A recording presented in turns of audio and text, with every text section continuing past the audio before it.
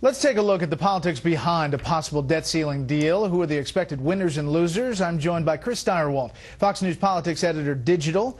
Chris, welcome. We've heard a lot of criticism of the Tea Party, obviously. We had that Wall Street Journal editorial, and of course Senator McCain reading that editorial on the Senate floor, calling Tea Party members hobbits. Yes. And that they were basically asking for too much and being recalcitrant. But you say actually the Tea Party could be one of the big winners here.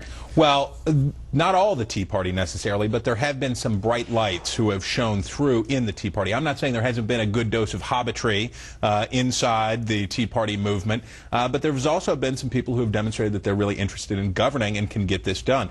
The first one I'd point to would be Rand Paul in the Senate.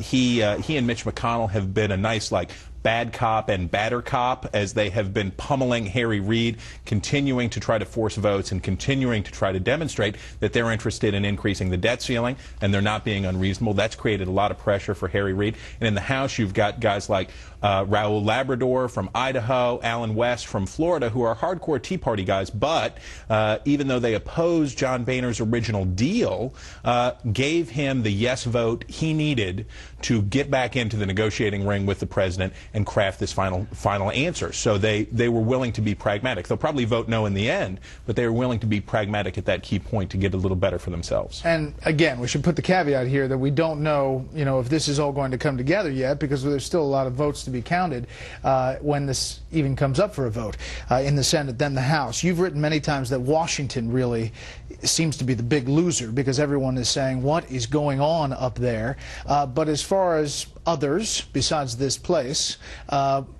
anyone stand out? Well, certainly believers in stimulus, believers in demand-side economics. Paul Krugman from the New York Times, columnist there particularly, they've taken a rather bad beating in all of this because the president's walked away from them. This is a guy who was talking about winning the future in January with big investments. Now, as members of the Democratic caucus have pointed out, he was the one who initiated a discussion about cutting Social Security as part of an effort to get a grand bargain. So their vision, the Krugman vision, has sort of been repudiated by the president now, and I guess somewhere Milton Friedman is smiling. I guess so. Thank you very much, Chris. We'll check in. As always, you can hear more from Chris each weekday on FoxNews.com. Power Play online starts at 11:30 Eastern. I like going on there as well. It's fun. Still ahead, what is the latest dismal numbers and what they mean for the economy? And up next, are we going the wrong way in Iraq?